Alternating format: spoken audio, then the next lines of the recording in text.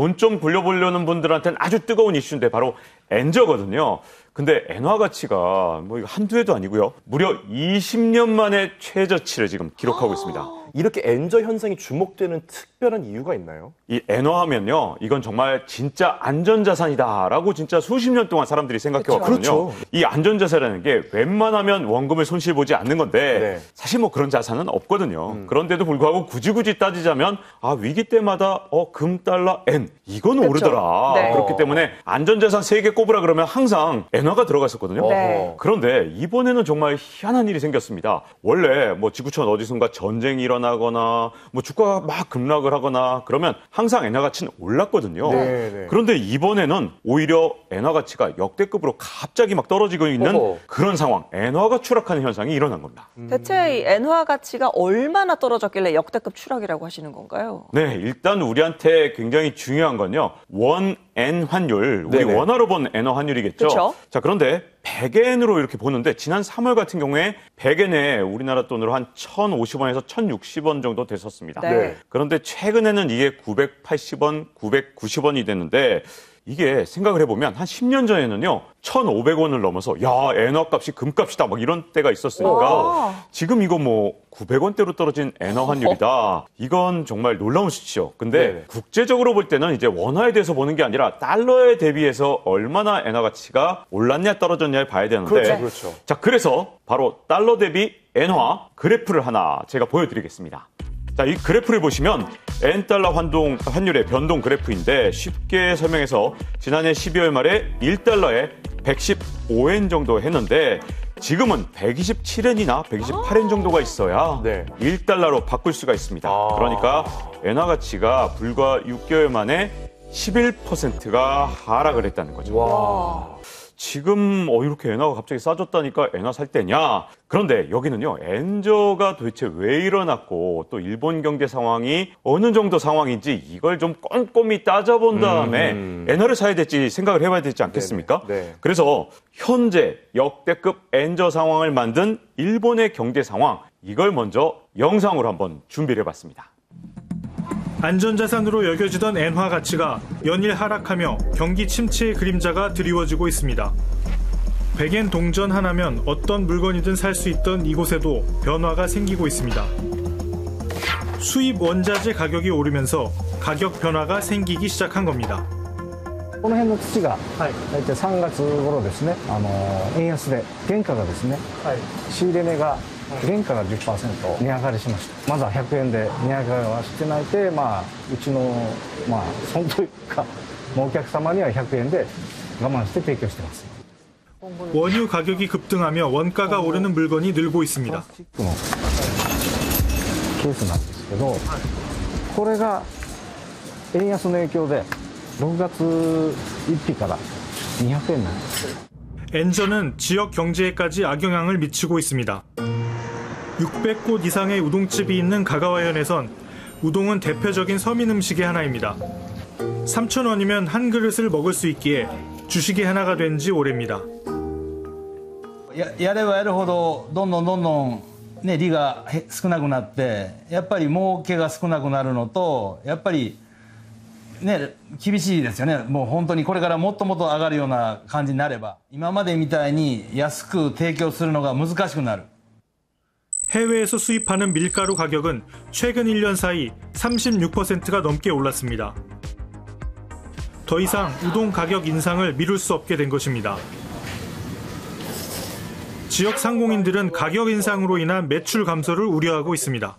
今年で45年目になるんですけど会社作ってですね食べ物に関してはリーマンの時はあんまり関係なかったですもんねだから初めてこんな危機を感じてます 일본 상황이 지금 심상치가 않은 게요. 이 일본에서는요. 엔화를 완전히 쥐락펴락하면서 막 혼자서 자기 맘대로 끌어올렸다 낮췄다 했던 사람. 그래서 이 사람 별명이 미스터 N이라는 별명을 갖고 있는 사람인데 네. 사카키바라 에이스케라는 사람이거든요. 자, 일본에서 재무성 차관까지 지냈던 사람인데 이 사람이 지난 20일에 일본의 한 언론에 나와서 뭐라 그랬냐면 엔화 가치가 지금보다도 더 떨어질 수 있다.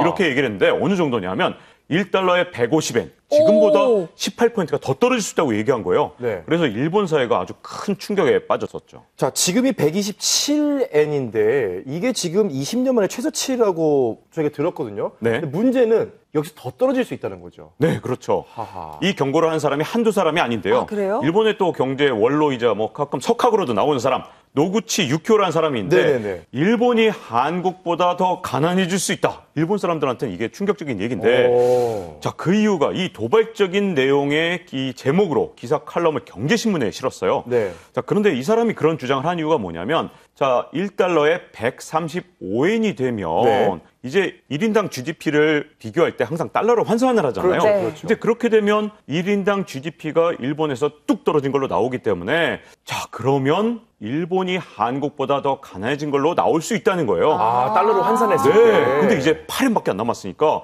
일본 사람들이 야, 이거 진짜 한국보다 가난해지는 거야? 이런 충격 속에 지금 살아가고 있는 거예요. 아, 자, 엔화 가치가 이렇게 떨어지면은 뭐 제일 걱정되는 것은 뭐 사실 일본도 주변국이니까 걱정이 되지만은 결국은 우리나라에 미치는 영향이 제일 좀 우려스럽거든요. 네. 영향이 좀 있을까요? 엔저 옛날에 얘기 많이 들으셨잖아요. 네네네. 그때마다 야, 우리나라 수출업체 진짜 큰일 났다. 비상이다. 이런 얘기가 맞아요. 많았는데 자, 이번에도 뭐 엔저가 되면 당연히 뭐 일본에서 생산한 제품하고 우리나라 제품하고 가격 차이가 아무래도 일본이 더 싸게 팔 수 있으니까 그쵸. 유리해지죠. 그런데 예전의 엔저하고는 지금 상황이 굉장히 다릅니다.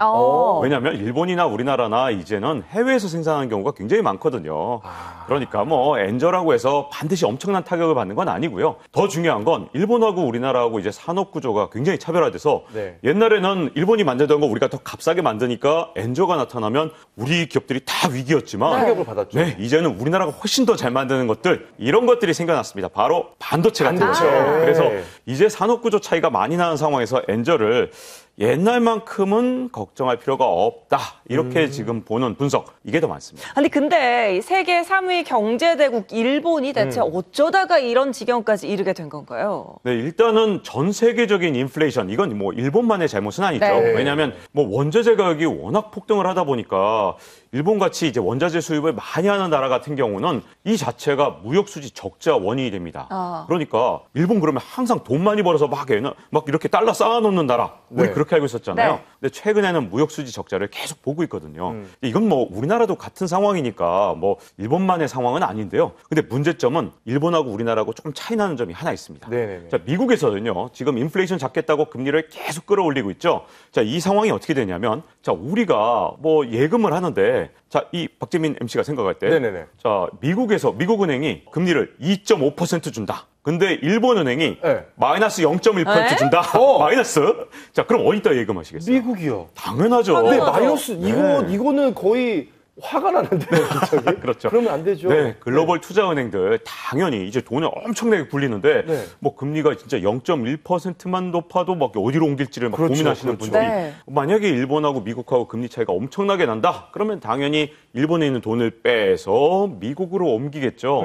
그래서 미국이 금리 인상을 한다는 건 이 다른 나라한테 진짜 큰 충격이거든요. 그럼 같이 끌어올려야 됩니다. 우리나라 같은 경우도 26일 날 이제 한국은행 금통위를 열리게 되면 네. 어쩔 수 없이 미국이 올렸으니까 우리도 이제 뭐 최소한 뭐 0.25%포인트는 올려야 되는 상황. 비슷하게라도. 네, 어떻게든 좀 비슷하게 가야 네. 되죠. 네. 막 차이 나면 다 미국으로 돈이 갈 테니까. 그렇죠. 자, 그런데 일본은요, 지금 실제로 기준금리가 마이너스 0.1%예요.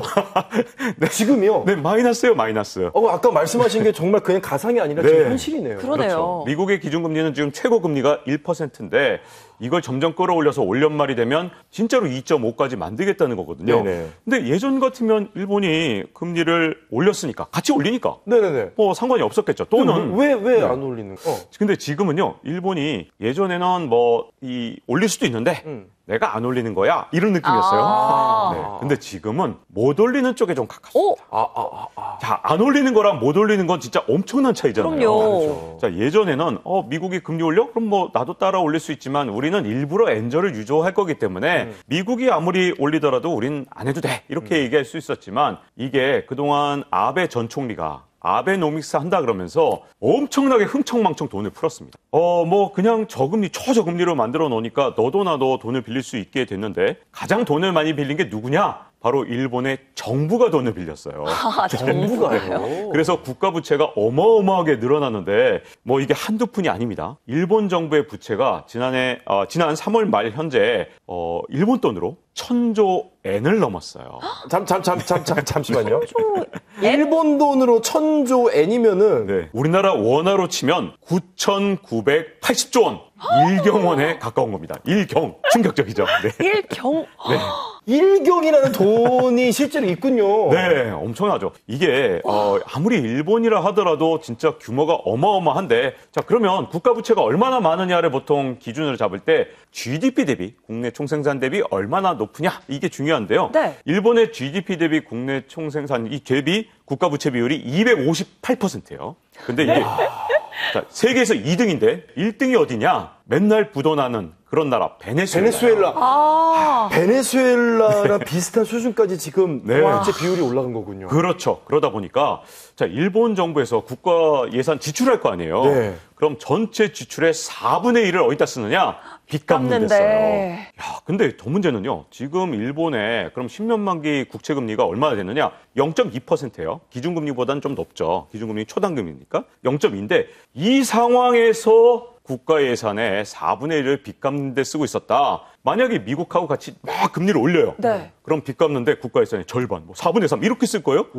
그러면 뭐 일본 정부는 앞으로 도대체 국가 예산을 어떻게 해? 국가 운영을 할 수가 없잖아요. 그렇죠. 그러니까 미국이 금리 올린다고 해서 옛날에는 올릴 수 있었는데 안 올렸지만 이제 아베노믹스 이후에는 워낙 정부의 부채가 많다 보니까 금리를 올리는 순간 일본 정부는 그냥 개점 휴업. 문 닫자. 뭐 이제 정부 뭐 이제 돈 쓸 수가 없는데 어떻게 해? 이런 상황이 될 수 있는 거죠. 그래서 일본 정부도 참 걱정이 많아요. 그래서 일본에서는 이제 잃어버린 30년이었다. 이런 얘기를 지금까지 해왔잖아요. 네. 이러다가 일본이 잃어버린 40년을 겪는 게 아니냐. 지금 뭐 엔저가 워낙 심각하니까 물가가 계속 더 오를 수 있고 그러면서 동시에 여러 가지 이제 혼란 상황이 계속되고 있는데 그런데 물가만 놓고 보면 좀 재밌는 게 있습니다. 지난 4월에 소비자 물가 지수를 이제 각국별로 비교해 보면 미국 같은 경우에 8.3%가 올랐어요. 근데 우리나라가 4.8%, 일본이 2.1%가 올랐습니다. 2.1%면 상당히 양호해 보여요. 그렇죠. 만약에 미국이 지금 2% 물가 상승률이다. 그러면 정말 땡큐 할 거예요. 아마 파월 의장이 드디어 목표 달성했다 이러겠죠. 그렇군요. 이제 미국 같은 나라는 그동안 계속 물가가 항시 올라왔어요. 그래도. 근데 일본 같은 경우 이게 왜 충격이냐면 일본은 지난 30년 동안 물가가 진짜 거의 하나도 안 올랐어요. 하나도. 이게 일단 가격표가 한 30년 동안 한 번도 변한 적이 없는 나라에서 국민들이 거기에 익숙해져 있을 거 아니에요. 그랬겠죠. 우리는 30년 동안 계속 올랐잖아요. 이게 일본에서는 갑자기 물가가 오르니까 이게 충격이 너무 큰 겁니다. 그 이유가 또 일본 경제에 구조적인 문제점이 있기 때문인데 제가 영상을 준비했거든요. 영상 한번 보시죠. 지난 20년간 저성장을 거듭한 일본. 다른 나라에 비해 낮은 물가 상승률을 유지해왔습니다. 불경기로 직장을 잃고 프리랜서 일을 하는 코시구치 씨. 오랜 기간 비정규직으로 일해왔습니다. 実際賃金自体はもうほぼほぼ上がってないというか、ずっと勤めていても給料は変わらないって、僕自身が仕事していく中でやっぱりそういう印象はあります。 일본의 평균 임금 수준은 미국과 44% 차이가 나고 한국에게도 추월당했습니다. 30년간 거의 오르지 않은 임금은 일본의 정체된 경제 성장을 보여줍니다. まだ本当の意味でじゃあ自分が望んだお給料がちゃんと得られているかというと全然そういった状況ではないので、やっぱり物価もこれからどんどん上がっていくかどうかもやっぱりわからないですし、いろいろと考えていきたいなと思っています。 저렴한 물가, 싼 임금에 덫에 갇힌 일본 중산층, 소비의 하향 평준화를 겪고 있습니다. 보신 것처럼 그동안 인플레이션이 아니라 오히려 물가가 떨어지는 경제 문제에서 디플레이션의 늪에 빠졌다 할 정도로 좀 심각한 문제를 겪고 있었거든요. 1990년대로 사실 일본 경제를 좀 돌이켜볼 필요가 있는데 일본에서 무슨 일이 있었냐? 1990년대에 예를 들어서 주가, 그다음에 부동산, 이게 진짜 대표적인 자산이잖아요. 근데 가격이 떨어져도 얼마 떨어졌냐? 5분의 1 토막이 났어요. 부동산도 5분의 1 토막. 그다음에 니케이 지수도 거의 5분의 1 토막이 났는데 잘 생각해보세요. 집값이 10억 하던 게 2억이 됐다. 일본 사람들이 이걸 겪고 난 다음에 재산을 다 송두리째 잃어버리거나 뭐 재산 가치가 갑자기 막 확 줄어든 사람들이 있잖아요. 이런 사람들이 한번 돈을 잃어버리니까 돈을 못 쓰는 거예요. 무서워서. 부들부들 이렇게 떠는 거죠. 사람들이 지갑을 웬만하면 안 여니까 일본 기업들이 어떤 일이 있어도 조금이라도 더 싸게 만들어야지만 물건을 팔 수 있는 상황이 되니까 자, 일본 기업들이 어떻게 하겠어요? 그러니 뭐 방법이 하나밖에 없는 거죠. 더 싸게 만들려니 가장 중요한 건 임금을 안 올려줘야 되잖아요. 지난 30년 동안 일본의 임금은요. 올라가기는커녕 오히려 떨어지는 상황까지 일어났습니다. 자, 그러니까 장년층은 한번 돈을 완전히 잃어버려서 그것 때문에 충격을 받아서 돈을 못 쓰고 자, 청년들은 이제 취업을 했는데 좋은 기업에 아무리 취업을 해도요. 일본 기업들은 웬만하면 월급을 잘 안 올려주다 보니까 일본 청년들이 이거 뭔가 취직을 해서 나 이제 출세해야지. 야, 이거 돈 모아서 내가 좀 더 부자가 돼야지. 좋은 차를 사야지. 이런 게 없어진 겁니다. 그게 안 되는군요. 네. 그래서 제가 일본 취재를 몇 년 전에 갔었는데 사람들이 정말 특히 청년들이 꿈과 희망이 없어요. 자, 그러다 보니까 어떤 문제가 생겼냐면 해외도 안 나가고요. 그다음에 심지어 자동차 소비가 줄어들었는데 운전면허를 안 따니까 그 당시에 이제 도요타 자동차에서 운전면허 이 광고를 하는데 어떻게 하냐면 혹시 도라에몽이라는 일본 캐릭터 아실지 모르겠는데 이 도요타 자동차에서 도라에몽 캐릭터가 나와서 이 주인공인 이 진구라는 아이가 있잖아요. 그 아이가 어른이 됐는데 운전면허 시험을 아예 안 보는 거예요. 그래서 도라에몽이 계속 꼬셔요. 아니 운전면허 이거 따서 좀 자동차 몰고 나가라니까? 이런 장면이 나올 정도로 일본 청년들이 진짜 꿈과 희망을 잃어버린 상황, 정말 미래에 대한 비전이 잃어버린 그런 상황으로 한 몇십 년을 지금 보낸 겁니다. 아니, 그럼 뭐 물가가 낮을 때도 돈을 안 썼으니까 뭐 오르면 뭐 이건 얘기할 필요도 없겠네요. 이거 진짜 굉장히 심각한 게, 자, 임금이 똑같은 상태에서 물가만 탁 올라버리면 어떤 문제가 생기냐 하면 자기의 실질적인 소득은 줄어든 효과가 있거든요. 그러니까 예전에 뭐 마트 가서 물건 2개 사던 거, 뭐 3개 사던 걸 1개밖에 못 사는 이런 상황.